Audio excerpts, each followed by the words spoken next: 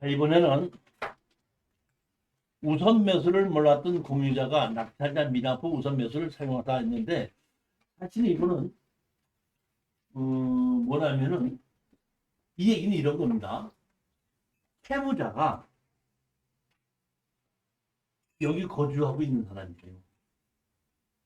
거주하고 있는 사람의 지분이 경매로 나왔으니까, 거주하고 있는 사람 지분이 경매로 나왔으니까 자기 지분이 경매로 나온 거는 그 사람이 공유자 우선 매수 들어가요, 못 들어가요? 못 들어가는 거 아니에요. 근데 이 사람은 그런 거 저런 거 다 모르더라고. 몰라가고 우리 낙찰 가서 이렇게 설명했더니 그런 방법이 있으면 그렇게 했다 해서 자기 동생의 이름으로 공유자 우선 매수를 들어가서 해결했던 사례입니다. 자, 한번 보시겠습니다. 이건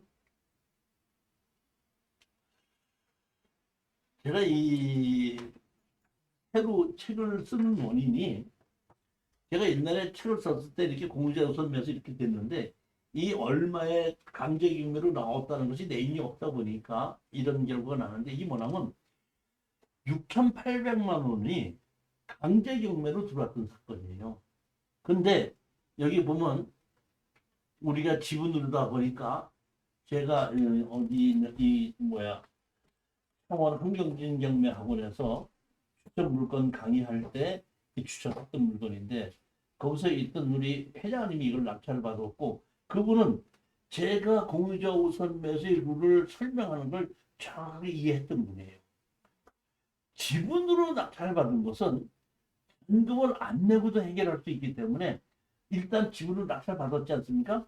받고 나면 낙찰 허가가 나면, 일주일 후에 낙찰 허가가 나면 반드시 제가 현재 주인 노릇을 하는 사람이 살 능력이 있는지 없는지 어떻게 하는지를 먼저 한번 가서 타협을 한번 해봐라. 그러면 거기에 대한 정보를 얻고 그 다음에 우리가 어떻게 해결하면 된다. 이런 식으로 제가 얘기를 해주거든요. 그러니까 지분 경매는 여러분들이 항상 저 지금 얘기하는데, 낙찰 받고 일주일이면 낙찰 허가가 나죠. 낙찰 허가하고 나면 다시 일주일 후에 매각 허가 결정이 나는 거죠. 그러고 나서 한 달 후에 잔금을 내지 않습니까? 매각 허가 결정이 나기 전에 낙찰만 허가가 나면은, 허가가 나면 그 사이에 한 일주일에서 열흘 사이에 현재 주인 노릇을 하고 있는 사람을 한번 만나보는 겁니다. 여기는 채무자, 살고 있는 사람 지분이 경매로 나옵니다. 만나보라고 그랬더니 만나러 갔습니다. 여기 보시게끔 되면은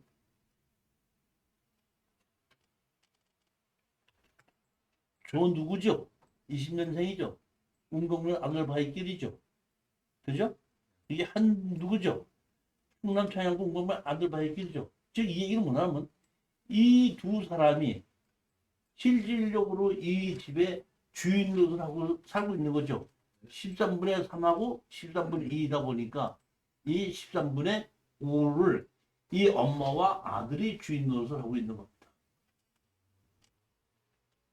근데 경매는 누구든 이 아들 노릇을 하고 있는 이 사람 지분이 경매로 나온 건데 빚이 6,700만 원이가 되더라고요.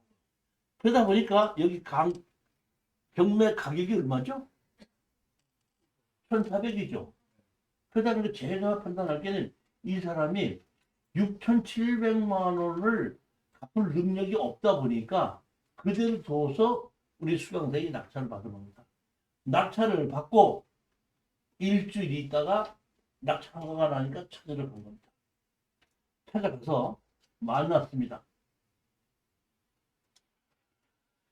우리 수강생이 찾아갔죠. 그러니까 여기 이분이 어떻게 오셨습니까? 물어봤더니, 아, 이번에 경매로 나온 거를 제가 낙찰 받은 사람입니다. 13분의 1을 낙찰 받은 사람입니다. 이렇게 얘기를 하면은 들어오라 그래, 나가라 그래? 네? 들어오라 그래, 나가라 그래? 들어오라 그러면 근데 여기 있는 사람이 일단 들어오세요 그래요. 들어간 거예요. 어떻게 했으면 좋겠냐 했더니 이렇게 했는데 내가 주인 노릇을 하고 있고 여기서 이거 말고도 땅이 좀 있거든요. 그래서 농사도 짓고 하면서 살고 있는데 어떻게 해결하면 좋겠습니까? 이걸 좀 해결해서 나도 그대로 있는데 해결할 수 있는 방법이 어떤 방법이 있습니까? 하고 물어보니까 우리 수강생이 가르쳐 준 거야.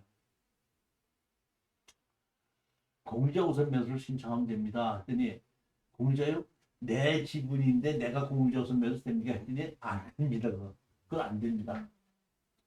어떻게 하면 그럼 누구 동생 이름이라고 뭐 빌릴 수 있습니까? 그랬더니 동생 이름이야 빌릴 수 있어. 동생으로 이름을 할 수는 있습니다. 어차피 당신 이름을 또 해봐야 6,700만 원에서 여기 뭐야? 700만 원 까고 나면 6천만 원 또 빚어지는 거죠. 그럼 그 사람 이름을 또 넣으면 또 들을 수 있잖아요. 그러니까 어차피 자기 이름으로 못 사는 거야. 그러니까 할 수 없이 동생 이름을 빌려야 된다. 그래서 공유자 우선매수 신청하면 된다. 그럼 그렇게 공유자 우선매수 신청을 어떻게 하면 됩니까? 우리 수강생이 이해한 거죠. 400만 원을 주신다면은 제가 잔금을 안 내도록 하겠습니다. 잔금을 안 내면 재경매가 나오는데 재경매 나올 때에 공유자 우선 매수를 신청 서류를 해놓고 아무도 낙찰자가 필요 없이 없을 겁니다. 그럼 그때 가서 재경매를 할 때에 그때 재경매로 공유자 우선 매수 신청해서 최저가격으로 낙찰 받으시면 됩니다. 이분이 나는 시골에 살아서 그런 건 잘 모르니까 당신이 원하는 대로 400만 원을 달래면은 제가 400만 원을 드리겠습니다. 드리겠는데 그렇게 해서 공유자 우선 매수 신청해서 다시 들어올 수 있게끔 당신이 좀 더 다 가르쳐 주시길 바랍니다. 그랬더니 가르쳐 주겠습니다 했더니 참 내가 보면 이렇게 공유자 우선 매수 잔금을 안 내겠다는 것이 꽤 많거든요.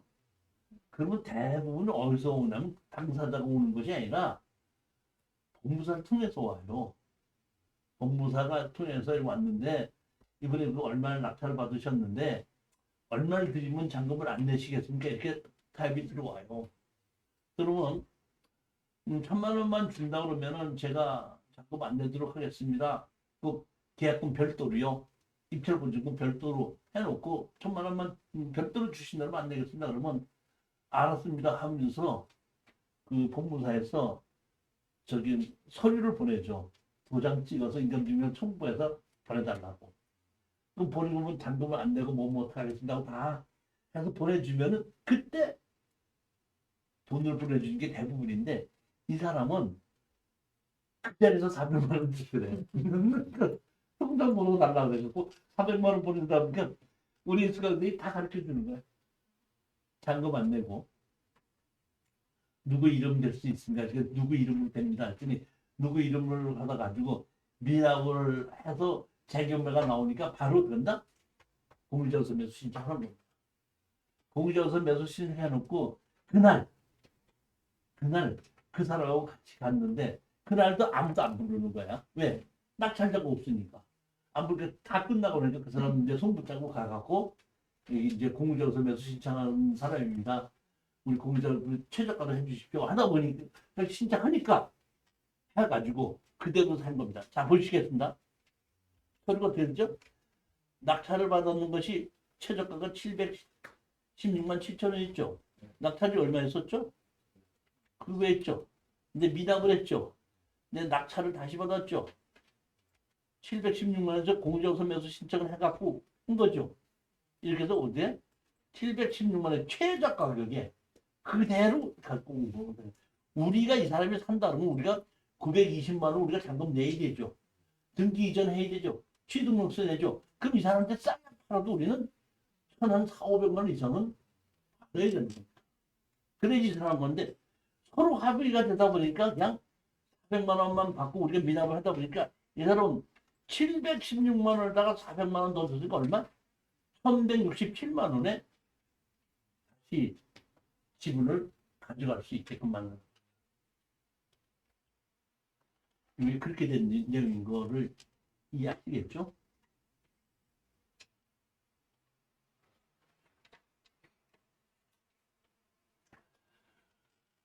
우리 수강생들 중에서 보면은 제가 이렇게 지분 매각을 출산하게끔 되면은 잔금을 내기 전에 내가 허가 결정만 하면은 얼른 가서 협상을 하면은 이렇게 하시는 분도 있는데, 먼저 번에 제가 설명했던 것처럼 어떤 사람은 변호사한테 의뢰해갖고 자기네 지분을 전부 다 뭐야? 가등기를 쳐놓고 네가 막 낙찰 받아서 다 해봐야 공유물 분할 청구밖에 더 하냐? 해놨마 우리 가등기 해놨으니까. 이렇게 덤비는 사람도 있다는 거죠. 이게 서로 이게 옳다 저게 옳다가 아니라, 특수 경우에는 낙찰 받았는데 상대편이 어떤 식으로 나오냐에 따라서 우리가 방법이 다 달린다는 얘기지. 이럴 때는 이렇게 하고 이렇게 하는 건 없습니다. 우리가 보시게끔 되면 권투 선수나 레슬링 선수가 링 위에 올라가서 특수 경우에는 거기 주인 노릇을 하는 사람하고 한번 씨름 한번 해야 되는데, 주먹질로 하는지 발길질을 하는지 보고서 응대를 해야 되듯이, 특수 경우에는 일단은 낙찰을 받아보고 상대편이 얘기를 해보고 서로 협상으로 이렇게 되면 가장 좋은 거고, 조금 아까처럼 이렇게 협상을 해서 잔금 내지 마십시오, 잔금 내가 안 내고 이렇게 할 테니까 미납하고 얼마 주심, 이런 식으로 이렇게 했다고 협상이 되면 제일 좋은 거고, 네가 낙찰 받았다고? 낙찰 받아봐야 네가 할 수 있는 건 뭘 할 수 있어? 네가 다 팔아서 나눠잡고 더 했냐? 안떴마 네 나눠잡고 다 팔아서 하면은 가격이 떨어지게끔 하고, 우리 가등기 쳐놓기 하고 나머지 4분의 3 집으로 전부 다 가등기를 쳐놓고 응대를 하는 사람도 있었다는 겁니다. 그러니까 어떤 식으로 나오냐에 따라서 다 달라지기 때문에 뒷마무리는 이렇게 나오는 걸 보고 조금 어렵다고 하면은 전문가한테다가 의뢰하는 게 맞다고 봐요. 내가 법무사한테 자꾸 의뢰를 하려고 해서 법무사한테 맡기라고 했더니 법무사하고 나하고 뭐 둘이서 같이 사업을 같이 합니다. 그런 사람도 큰 거다 있더라고.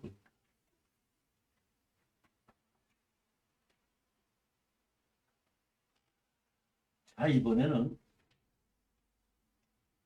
공유자 우선 매수 자격이 없는 사람이 공유자 우선 매수를 했다가 불허가가 난 겁니다. 아까는 공유자 우선 매수 자격이 없어도 공유자 우선 매수를 했지 않습니까? 그 사람이 했을 때 우리 수강생이 차순위 신고를 했죠. 그러다 보니까 나중에 판결이 나서 우리 차순위 신고한 사람이 낙찰을 받은 겁니다. 이것도 낙찰 받아서 공유자 우선 매수가 들어와도 내가 이거는 이 사람은 공유자 우선 매수 자격이 없다는 걸 분명히 얘기했기 때문에 바로 이럴 때 차순위 신고를 하게끔 되면 우리가 낙찰을 받았을 텐데, 이 사람은 차순위 신고를 하지 않고 그냥 집으로 왔기 때문에 우리가 낙찰을 못 받았던 사례입니다. 그렇지만 불허가가 난 겁니다.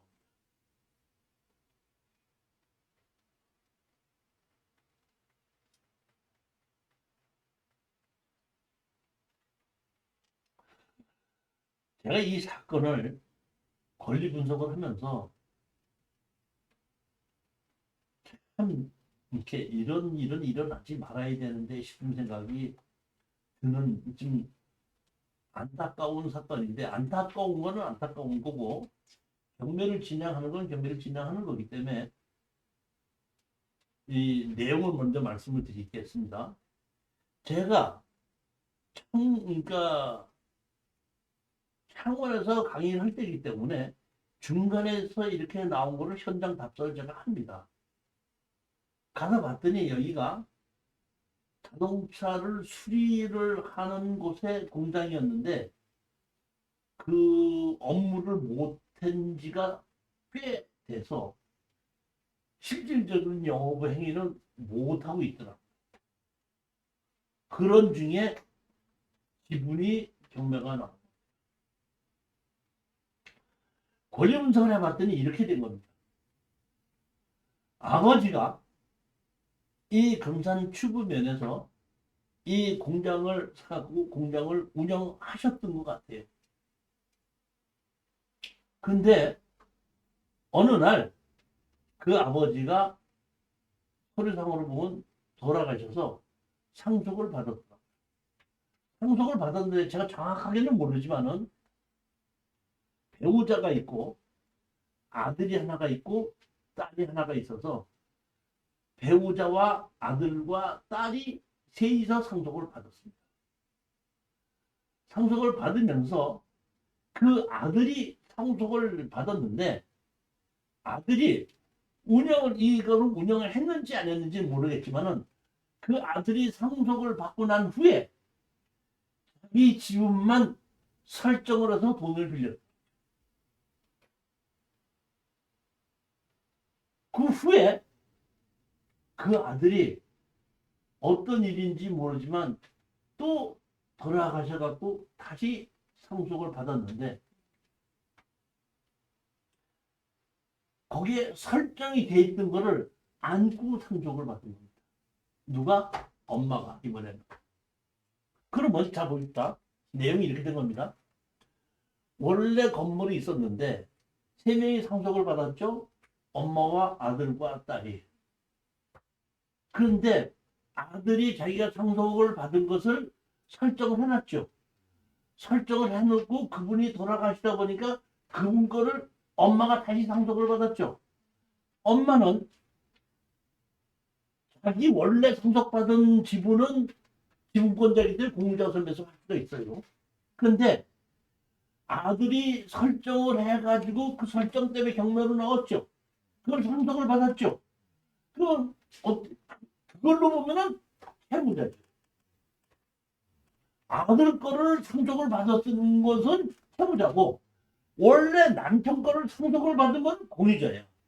그러니까 공유자도 될 수 있고 채무자도 되는 겁니다.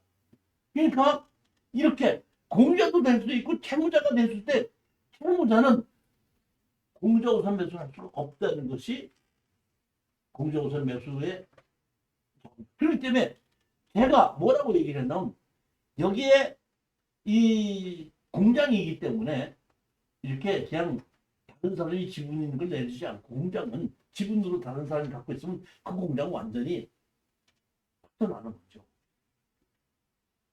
그러다 보니까 이건 공자우선 매수 들어올 텐데 공자우선 매수 들어왔을 때에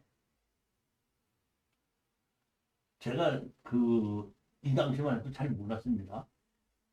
이 사람은 공유자 매수 자격이 없다고 이의 신청하라고 했는데 이의 신청하면 안 됩니다. 뭘 해야 돼? 이의 신청하지 않고 뭐 하라고? 차순위 신고. 보니까 그렇다. 차순위 신고하라. 그러면 원래 낙찰 받은 사람하고 차순위하고 돈이 둘 다 들어가. 그렇게 해놓고 원래 낙찰 받은 사람이 권한이 없기 때문에 그 사람은 허가를 안 내주고 차순위 허가를 내주는 거야. 근데 나는 이의 신청하라고 그랬더니 했는데도 뭘 안 받아주다니까 이 사람은 기장 온 거야. 정확히 내용을 이해를 하셨죠? 자, 그러다 보니까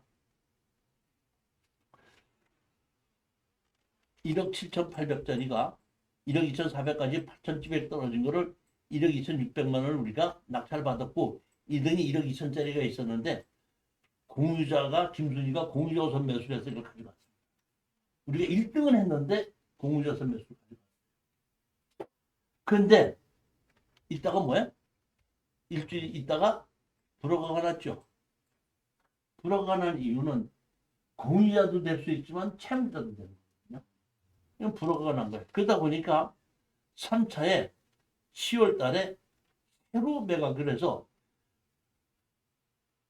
낙찰자가 잘못했을 때는 원적 가격에 의해서 재경매가 진행된다 그랬죠. 법원에서 잘못했으면 최고가라고 그랬죠. 낙찰자가 잘못된 거죠. 그러다 보니까 이게 뭐야? 8,700에 다시 낙찰을 받다니까 이번에 다시 김순희가 공자선 매수로 들어가는 게 아니라 정식으로 입찰로 들어가. 원래 입찰로 들어가는데 여기서 보게끔 되면은 채무자는 입찰에 못 들어가거든요. 근데 반대로 공유자도 있을 수 있죠. 그런데 공유자로 있을 수 있는데 공유자 우선 매수로 들어가지 않고 그냥 입찰로 들어갔죠. 입찰로 들어가다 보니까 법원에서 이거는 받아줬다. 받아줘가지고 허가가 난 겁니다. 내용을 보면 자 이렇게 되어 있습니다. 보면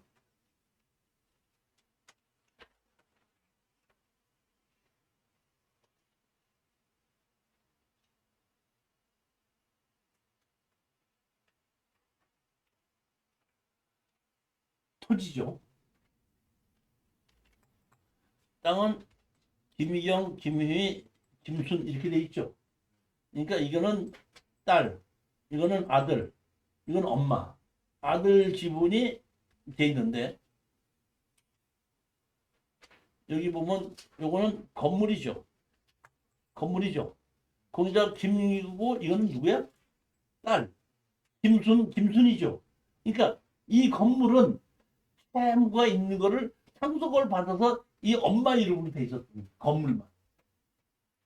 그러니까 이 건물에 채무자가 돼 있다 보니까 공유자 우선 매수는 안 받아줍니다.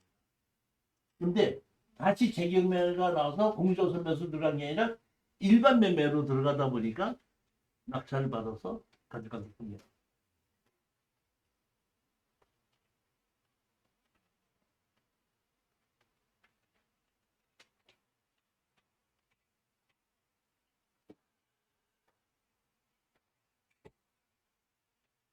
여러 필지를 매각을 할 때는 모든 필지에 전부 다 지분이 있어야지 공유자 우선 매수 자격이 되는 것이지, 세 필지 중에 두 필지는 지분이 있고 한 필지는 지분이 없는데 그분이 공유자 우선 매수 신청을 했습니다.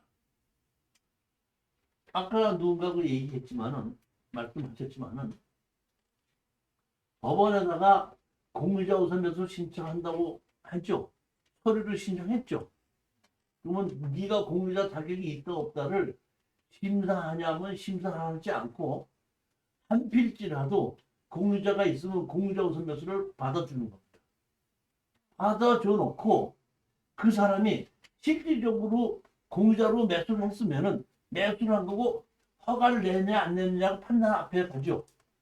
판단님한테 갔는데 세 필지가 지분으로 경매가 나왔는데 공유자 우선 매수 신청하는 사람이 두 필지는 공유자고 한 필지는 공유자가 아니다 그러면 그때 불허가를 내주는 겁니다. 그러니까 그거를 허가를 내줄 것이냐 안 줄 것이냐는 판사님이 결정하는 것이지, 내가 공유자가 공유자 우선 매수 신청한다고 하는데 10필지 중에 9필지만 있는지 7필지만 있는지 한 필지만 있는지는 법원 경매계에서는 조사를 안 한다는 거예요. 그러니까 신청을 하면 그냥 받아주는 거예요. 자, 또 얘기하는데 어떤 분이 포항에서 제가 경매 강의를 할 때인데 거기 상가 하나가 경매가 나왔어요. 근데 한 분이 저한테 오셔서 얘기하더만, 교수님, 제가 저 상가를 꼭 낙찰을 받고 싶은데 방법이 있습니까? 물어보더라고. 방법이 있어요, 없어요? 이종희 사장님, 방법이 있어요, 없어요? 어떤 방법이에요? 그냥 공유자 거 사서 공유자 없는 아니, 그렇게 되는 게 아니고 공유자가 없어. 없어요. 없어. 어떡하면 돼? 높게 쓰면 돼. 높게 쓰면 되는 거지. 높게 쓰면 되는 거죠. 근데 저한테다가 이걸 내가 살 수 있는 방법이 없습니까 하는 거는 있지. 어떻게 쓰면 돼? 높게 쓰면 돼. 높게 쓰는 거 말고요. 낮게 써서 낙찰받는 방법이 있습니까? 그러면 그래, 그럼 한번 해봐. 이 법원에 가서 정부 사건 넣어놓고 내가 시킨 대로는 무조건 해보아. 그 사건 번호를 놓고 유치권 신고를 하는 겁니다. 유치권 신고를 해요. 유치권 신고를 하는데 유치권 신고를 하는 사람은 철수야. 근데 유치권 신고를 하는 이름은 영의로 신청해도 받아줘 안 받아줘? 받아줘요. 전혀 근거도 없이. 진짜 지가 받아준다니까. 그러니까 그렇게 해놓고 그것이 인정이 되느냐 안 되느냐는 나중에 낙찰을 받았을 때 판사님이 결정하는 것이지 경매에서는 받아줘요. 이들이 조사 안 해요. 그냥 유치원 신고가 왔습니다. 자기가 유치원이 있는지 없는지 알아 몰라. 근데 신고하러 왔습니다. 받아주는 거야. 인정이 되느냐 안 되느냐 누가 판단해? 나중에 법정에 가서 판단하는 거야. 그래서 내가 얘기했어. 가서 신고해봐. 그랬더니 알았습니다. 그랬더니 갔다 오더니 진짜 받아주네요. 조사해야 안 해. 신고하면 받아주는 거야. 그게 맹점이네. 아니 맹점이 아니죠. 그게 당연한 거죠. 그 집행관이 어떻게 조사를 합니까? 법원에서도 1심에는 이기고 2심에서는 지기도 하는데 그런 사건을 저기 뭐 경매에서 어떻게 판단을 해? 법정적으로 유치권이 있다 없다를 어떻게 판단해? 성이 유치권 이런 거에 대한 걸 그건 나중에 소송했을 때 얘기고 다시 말하면 그게 형사냐 민사냐 얘기거든요. 그런데 내가 허위로 유치권을 신청해놓고 허위를 가지고 진짜처럼 주장을 하면 형사야. 그런데 신청을 해놓고 써먹질 않아. 그냥 누가 낙찰을 받아서 아무 소리 안 해. 그러면 세고를 안 한 거잖아. 그럼 없는 거로 그냥 끝나가는 거야. 방해만 하는 거야. 방해를 했다고 근거가 없죠. 이 예를 들어서 잡으세요. 내가 돈을 1,000만 원을 빌렸어. 민사야 형사야? 인사. 네? 민사야? 해봐야지. 응? 해봐야지. 내가 민사라고 볼 수도 있지만은 내가 만약에 뭐를 속이고서 내가 어디서 한방돈이 생기니까 한방돈 줄게 이렇게 해서 가짜를 좀 쏘겨가지고 돈을 빌렸어. 형사입니다. 형사죠. 근데 형사도 될 수 있고 민사도 될 수 있죠. 근데 사장님께서 이종훈 씨가 그동안 내가 추천 물건 골라줘서 뭐 돈 1,000만 원 주고 그냥 줘도 됐다고 생각해. 안 받아도 괜찮아. 아무 소리 안 하면. 형사도 돼, 민사도 돼. 아무것도 아니지. 그러니까 제기하는 사람이 있을 때 형사냐 민사냐 따지는 것이지. 신청했으니까 받아줬는데 그걸 가지고 따지고 집행한 사람이 없어. 형사고 민사고 될 게 없잖아요. 이런 얘기. 제 얘기는 경매에서는 조사를 하지 않고 신청하는 사람이 있으면 받아준다. 하지만 제 얘기는 기본 경매인데 8개가 경매가 나왔는데 공유자 우선 매수 신청합니다. 공유자에 봐요. 여기 한 빚지기 경매가 나오는데 저 공유자들 그래? 받아준다 이거야. 그 사람이 진짜로 공유자인지 아닌지 뭐 8개가 다 있는지 없는지 경매에서는 조사 안 한다 이런 게. 한 빚지 앞에서 맞네. 공유자네. 알았어요. 받아줄게요. 받아준다 이런 게. 그 다음에 그것이 인정이 되느냐 안 되느냐인 일주일 후에 낙찰 받고 화가 나느냐 불화가 나느냐 그때 판사님이 다 조사를 해가지고 결정한다.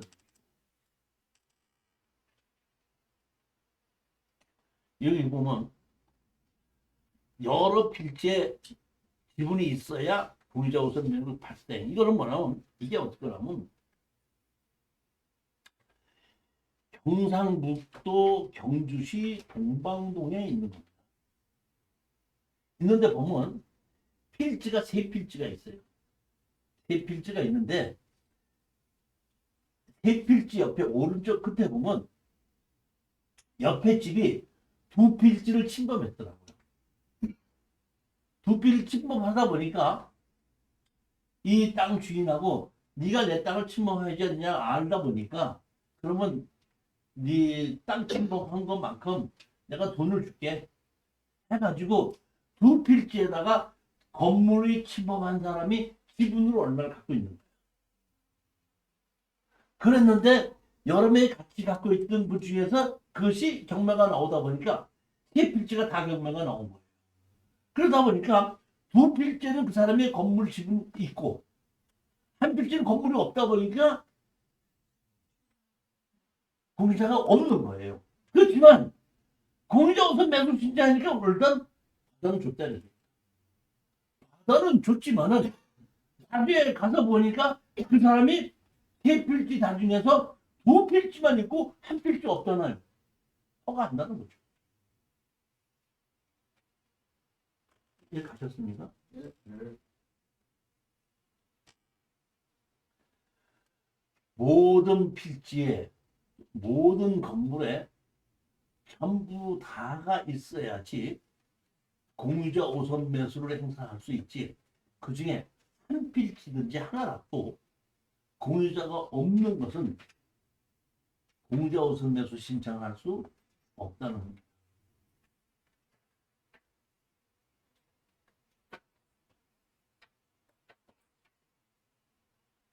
여기서 누구 보면 누구누구 공유자 우선 매수 신고했죠. 공유자 우선 매수 신청했잖아. 서류상으로.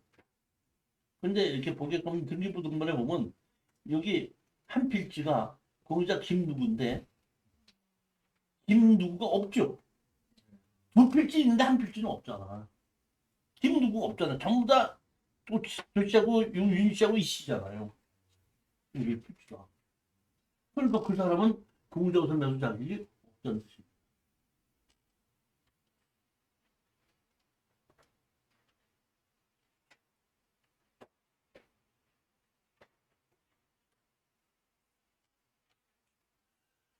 자, 8번째입니다. 통틀어서 이런 경우에는 공유자 우선 매수 자격이 있다. 이 얘기는 무슨 내용이냐면 지분이 있어도 공유자 우선 매수 자격이 있을 때가 있는데 지분이 있어도 공유자 우선 매수 자격이 없을 수도 있다 이런 얘기입니다.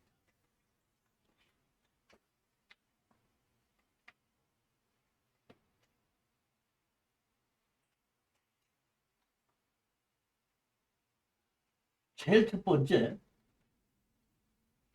경매로 나온 사람이 자기 지분도 경매로 나오게끔 되면은 그때는 그 사람은 공유자 우선 매수 신청 자격이 없습니다. 그러면 제가 5분의 1 지분을 낙찰받았지 않습니까? 5분의 1 지분을 낙찰받아서 거기서 주인으로 한 사람한테 내 지분 사라 그랬더니 안 산다고 하죠. 그러면 우리는 할 수 없이 팔 수 있는 방법이 경매로 파는 수밖에 없지만 일반 매매로는 사는 사람이 없을 거 아니에요. 그러다 보니까 할 수 없이 다 팔아서 나누자고 하게끔 되면은 판사님이 받아주죠. 그런 걸 보고 공유물 분할 소송이라고 그러죠. 공유물을 분할해서 나누는데 현물로 분할할 수 없으니까 뭘로 분할하자? 돈으로 바꿔갖고 돈으로 현물 분할하자 이런. 그러면 예를 들어서 내가 5분의 1 지분을 낙찰 받았는데 다 팔아서 나누자고 했으니까 내 지분도 경매로 진행되는 거죠. 그러니까 나도 공유자 우선 매수 신청 못하고 공유물 분할 경매로 진행하는 건 공유자 우선 매수도 있을 수가 없다는 겁니다. 그럼 반드시 그냥 일반 입찰로만 가야 돼요. 공유물 분할 전체 대항 경매 신청을 받은 당해 공유자 이 둘 다 공유자 우선 매수 없습니다.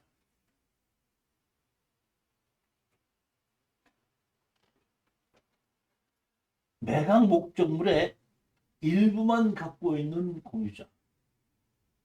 아까도 제가 말씀드렸지만은 지분이 여러 개인데 여러 지분 중에서 한 지분이라도 지분이 없을 때는 공유자 우선 매수를 안 받아준다고 얘기했지 않습니까?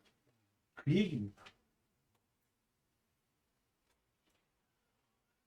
핵심적으로 여러분이 오늘 아셔야 될 것은 뭐냐면 구분소유적 공유관계입니다. 구분소유적 공유관계. 이 구분소유적 공유관계가 별로 어렵지 않지만은 건축법을 모르시는 분들은 어려울 수가 있는 것이 있습니다. 그러니까 제가 얘기하는 걸 지금 잘 들으셔야 됩니다. 아파트에 살고 있는데 107동 701호에 살고 계시죠. 그런데 107동 501호가 경매가 나오면 칠동 701호에 사시는 분이 공유자산 매수 신청 자격이 있어요, 없어요?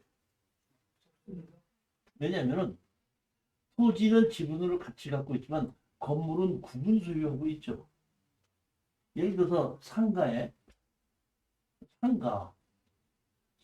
어디가 경매로 나왔다고 그러죠. 근데 보게 되면 상가가 지분으로 갖고 있죠. 지분으로 갖고 있고 땅도 지분으로 갖고 있죠. 그런데 감정평가사가 가서 보면은 뭐라 그랬냐면 거기 어디에 이렇게 상가가 넓은데 이렇게 쪼개서 정부놓고 팔고 있잖아요. 근데 실질적으로 보면 지분을 갖고 있지만은 실질적으로 빨간 테이프로 표시해갖고 저 사람은 그 건물 지분이 여기라고 표시해놓은 게 있죠. 그럼 그 옆에 있는 사람이 공유자산 매수가 돼야 안 돼. 이렇게 서류상으로는 공유물로 돼 있지만은 실질적으로 구분 소유로 갖고 있을 때는 공유자산 매수 자격이 없다는 거예요. 제가 옛날 얘기를 한번 하도록 하겠습니다. 경매계에 진입을 해서 경매를 제가 배우기 시작을 하는데 경매는 한참 공부를 하고 배워야 되겠지만은 건축법은 제가 잘 알잖아요. 그러니까 예전에 다가구 주택이라는 것이 있었어요. 지금도 있습니다. 다가구 주택과 다세대 주택의 차이가 뭐죠? 주인이 한 사람. 주인이 한 사람이죠. 다세대 주택도 주인이 분양받으면 한 사람이죠. 근데 다가구 주택은 주인이 한 사람이지만은 세를 줘도 독립 공간으로 사용할 수 있게끔 설계가 돼 있죠. 그러다 보니까 현관도 따로 돼 있고 화장실도 따로 돼 있고 주방도 따로 돼 있죠. 그러니까 사실은 이 전부 다 중에 일부지만은 주인이 한 사람이지만은 사실은 구분해서 세를 주고 있는 거죠. 이것이 예전에 경매로 진행이 되게끔 되면은 세입자가 많죠. 가격이 49%까지 떨어지는 경우가 많았어요. 그러면 제가 그 당시에는 특수 경매에 대해서 연구를 하지 않았기 때문에 49%까지 떨어진 다가구 주택을 낙찰받았어요. 그 다음에 제가 뭘 했을까요? 그 해갖고 뭘 만들었죠? 건축법에 의해서 분할 등기를 해서 다세대로 분할을 하는 겁니다. 어디 거를?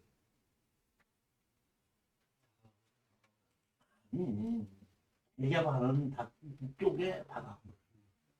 쪼개서 거기에 한 사람 집이었던 거를 7개, 8개로 만들어서 얘가 바른데 딱지로 파는 겁니다.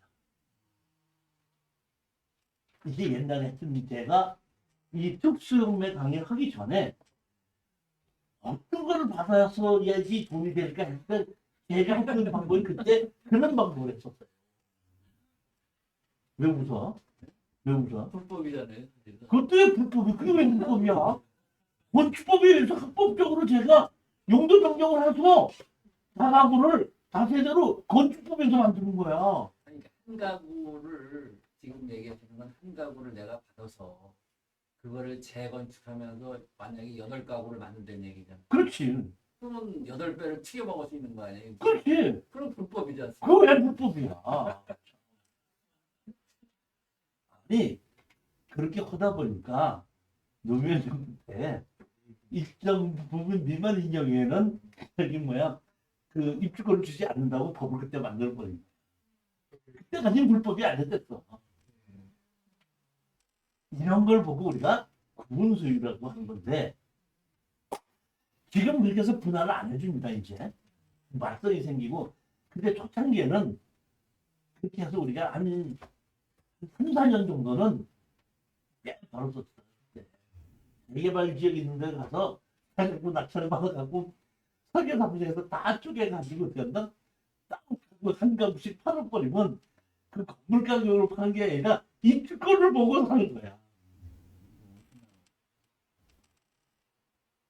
아, 왜 그렇게 남 이상한 얘기 왜 그래? 아니 그 부동산을 투자하는 사람의 입장에서 보면은 여러 가지로 연구를 하는 거죠, 보면. 아, 제가 옛날에 얘기했잖아요, 보면은. 낙찰 받아놓고 세입자한테다가, 대학력에 있는 세입자한테다가 이의 신청하라고 그러고 이의 신청 대신해 주는 거야. 그럼 이의 신청해서 되면 판결문을 날 때까지 그 경매가 중단이 되잖아요. 그러면 내가 돈 투자할 돈이 없거든. 그러니까 10%만 내놓고 판결 날 때까지 한 7, 8개월 기다리고 있는 거야. 그리고 7, 8개월 지나면 아파트값이 올라가잖아. 그때 소송이 들어가고 잔금되라면 잔금되면서 바로 풀으면 되는 거야. 올라갔을 때. 그때는 양도소득세가 뭘로 했죠? 실거래가로 했죠. 실거래가 하기 전에 공시지가로 했잖아요. 1년 이내에 바로 공시지가도 변하지도 않아요. 그거를 문재인 정부는 이제 노무현 정부에서 야 공시지가로 해? 하지 말고 실거래가로 해. 바꿔 말아가지고 변화를 만든 거죠. 이게 다 옛날에는 그런 연구를 많이 했단 말이에요. 돈이 될 건 많은데 투자 비용은 적잖아. 그러다 보니까 계약금만 걸어놓고 한 1년 동안 올라갈 때까지 기다리면 되는데 너무 기다리니까 계약력 있는 낙찰을 받아놓고 세입자한테 가서 이의 신청하라고 그러고 소송 대신해 주는 거야. 법무사 사갖고 30만 원 주고 그러면 내게 판결문 다시 날 때까지 한 8개월은 다시 여기서 그대로 살 수 있으니까 그때쯤에 나갈 걸로 하면 되지 않습니까? 또, 좋다. 우리가 소송은 대신 내주는 거야.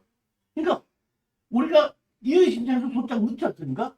그럼 그 판결 날 때까지 무조건 정말 중단 아니에요. 그러다 보니까 또 법을 바꾼 거야. 하도 또 우리가 그짓 하다 보니까. 입찰을 이의 신청하는 사람 18 보증금 10% 내고 지면은 뛴다. 그것도 못하는 거지 지금은. 법이 바뀐 거지 뭐.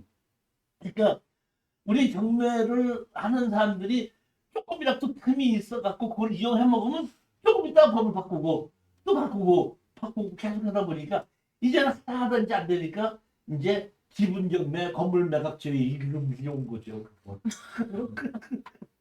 계속 연구를 하다 보니까 그래서 이렇게 소송도 많이 하고 그러는데 하여튼간에 우리 같이 이렇게 경매를 투자하는 걸 추천하는 사람들은 어떤 식으로 하면 돈을 벌 수 있을까를 연구는 많이 했어요. 뭐 빼놓지 밥 먹고 하는 게 그것만 연구하다 보니까 그러니까 그 당시에 그걸 했다 이런 얘기예요. 근데 여러분 가장 조심해야 될 것이 왜 뭘 하냐면 4층짜리 다가구가 나왔는데 다가구가 아니고 뭘로 나오냐면 감정평가사가 이렇게 얘기해요. 기분은 뭐로 나오면 4분의 1 지분 매각으로 나오거든요.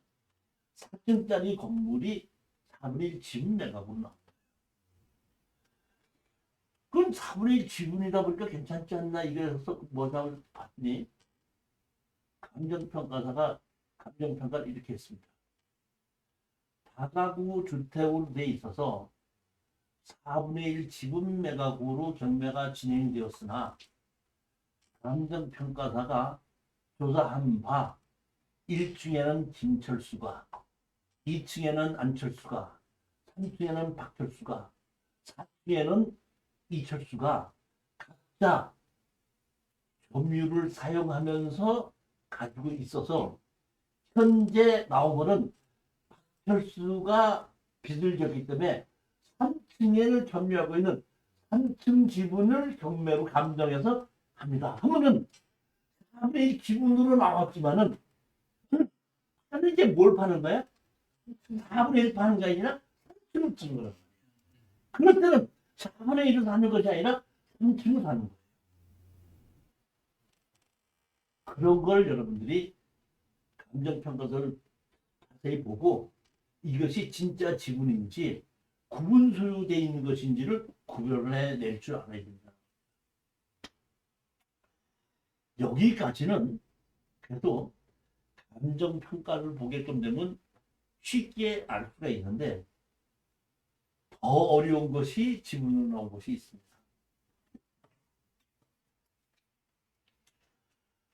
토지 전체 건물 2분의 1 지분량 이렇게 나온 것이 있습니다.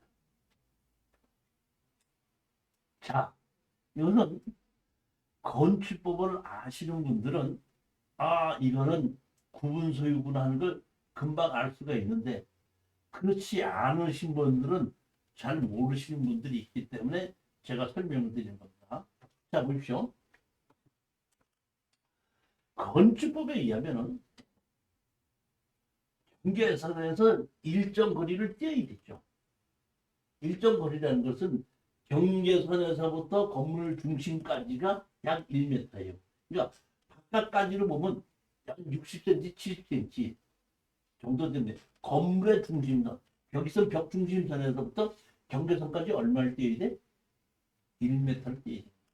그러면 폭이 좁은 땅을 갖고 있는 사람이 이쪽 폭에서 1m를 띄고 이쪽에서 폭에서 1m를 띄다 보니까 실질로 사용하는 것이 잘 안 나올 수가 있죠. 이럴 때 우리는 옆에 땅 주인하고 같이 해갖고 내가 당신하고 된다? 건물을 같이 떼일 수도 있죠.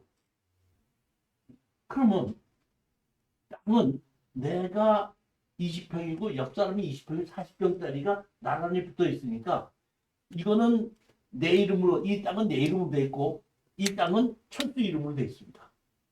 근데 그 건물을 붙여서 같이 질 수가 있죠. 그러니까 건물로 보면은 한 건물이에요. 건물로 보면. 그러니까 설계를 할 때 같이 붙여서 설계를 하는 겁니다. 근데 설계를 하는데 이 설계가 이렇게 해도 되고 이렇게 해도 되는데 다시 말하면 같이 짓 때 벽은 같이 중심으로 만들었고 벽을 중심으로 우측은 네가 쓰고 왼쪽은 내가 쓰자 이렇게 할 수 있죠. 그럼 예를 들어서 4층 건물이다 그러면 1층 이쪽에 있는 건물도 계단을 4층까지 만들어야 되고 왼쪽에 있는 계단 같이 만들어야 되죠. 그러면 또 사용하는 공간이 좁아질 수가 있죠. 그럼 저를 하기 위해서 이렇게 할 수 있습니다. 가운데다가 계단하고 엘리베이터를 만들고 그 옆에서부터 내쓰고 계단하고 엘리베이터 있는 거 반을 뚝 잘라서 구분 소유해서 오른쪽은 네가 2분의 1 지분을 갖고 있고 왼쪽은 내가 2분의 1 지분을 갖고 있다고 건축물 발장에 등기를 할 수가 있죠. 구분 소유로. 땅은 내 땅이다 보니까 100%죠. 근데 옆에 땅은 같이 붙여서 졌죠.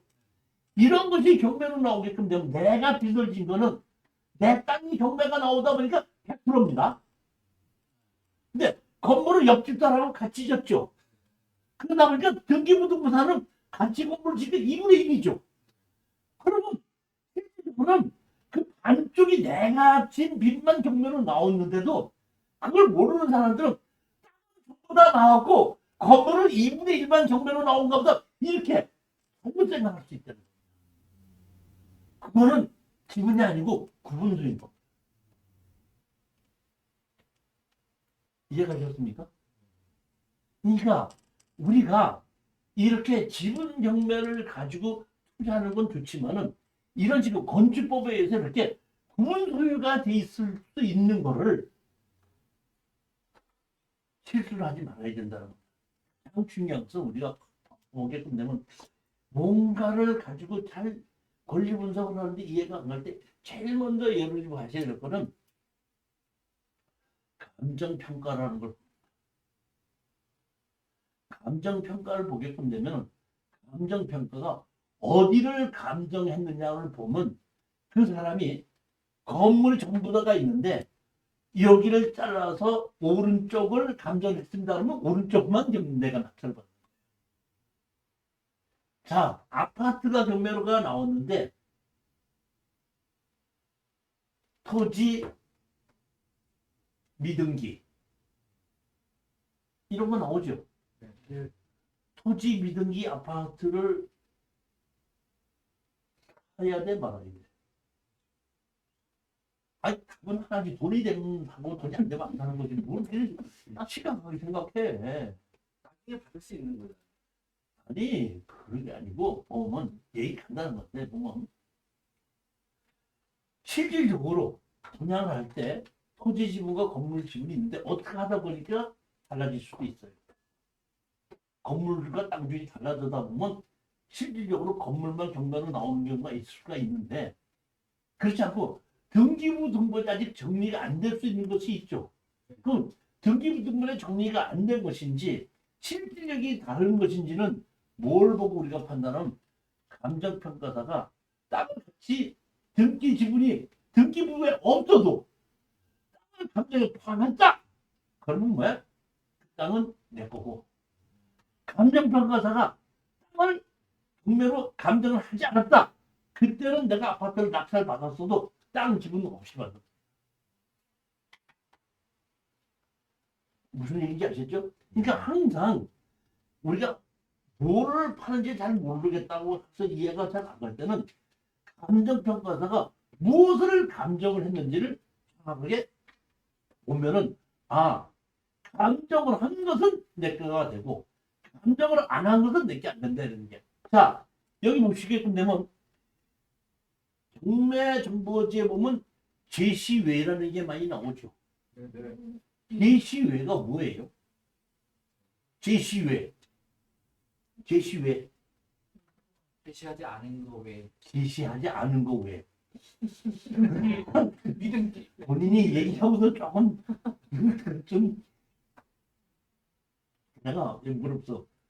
허가와 신고의 차이가 뭐냐 했더니 허가는 허가만 받으면 되고 신고는 신고만 하면 되는 거 아닙니까? 네, 보면 많이 듣는 얘기면서도 정확하게 그런 내용을 잘 판단을 안 하는 수가 있는데 제시외라는 것은 이런 뜻으로 봐야 됩니다.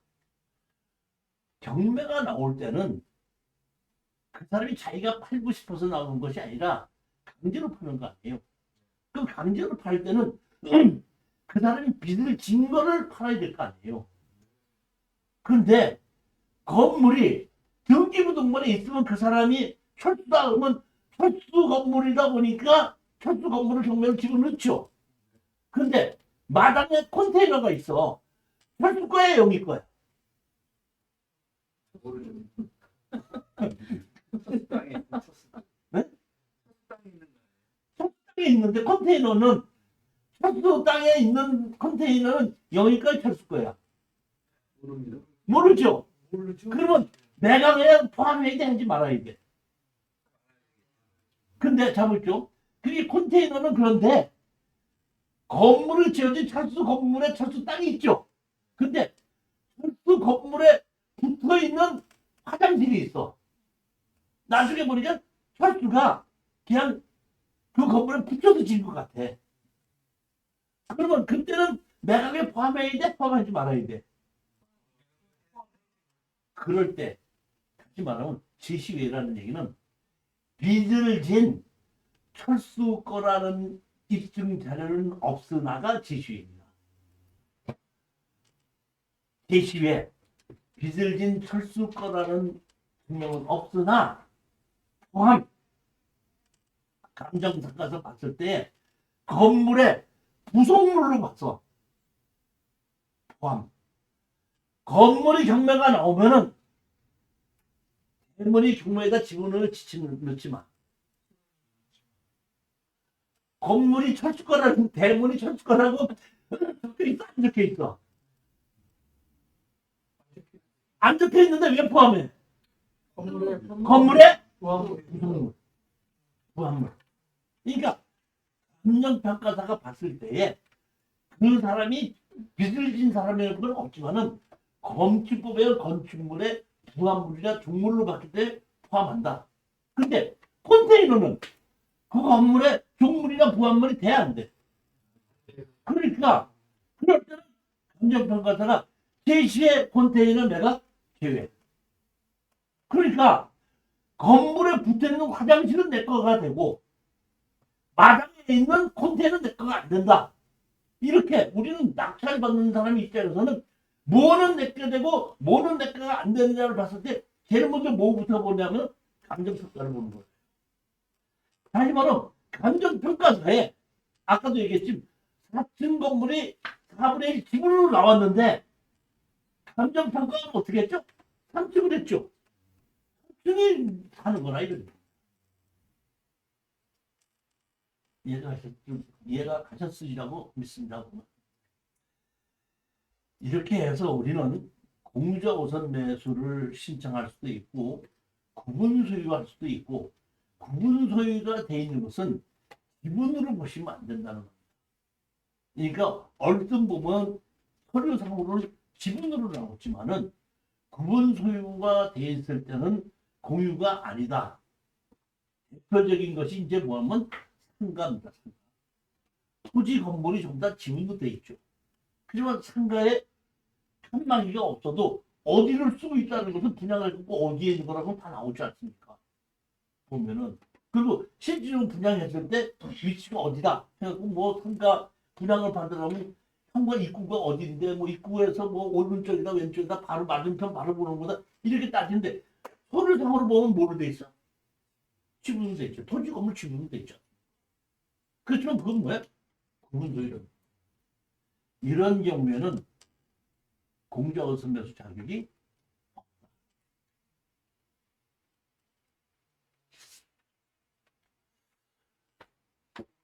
자, 오늘은 그냥 여기까지만 하고 제가 사실은 이 소송경매사를 한 책을 쓴 지 한 5, 6년이 됐기 때문에 조금 수정을 했는데 수정을 해놓고 USB를 안 갖고 와갖고 할 수 없이 옛날 책을 있는 걸 가지고 그대로 강의를 오늘 해서 여기 마치는 걸로 했는데 다음번에 오셨을 때는 이 책을 가지고 그대로 강의를 하긴 하는데 이 교재에 없는 겁니다고 설명하는 것 다 하면서 말씀을 드리면서 그러니까 교재에 없는 것 그러니까 교재에 있는 것은 뺀 것은 뭘 뺐냐면은 행정소송에서 다 뺐거든요. 빼놓고 몇 가지를 추가해서 넣었어요. 그러니까 몇 가지 추가해서 넣은 거는 다음번에 오셔서 강의할 때 이거는 이렇게 추가된 겁니다 하고 몇 가지를 더 넣어서 설명을 드리도록 하겠습니다. 오늘 이렇게 오셔서 강의 들으시라고 무척 고생을 많이 하셨습니다. 이렇게 저는 강의를 들어주는 사람이 있어서 열심히 강의를 하고 있습니다. 오늘 오셔서 강의 주셔서 감사합니다. 안녕히 들어가세요.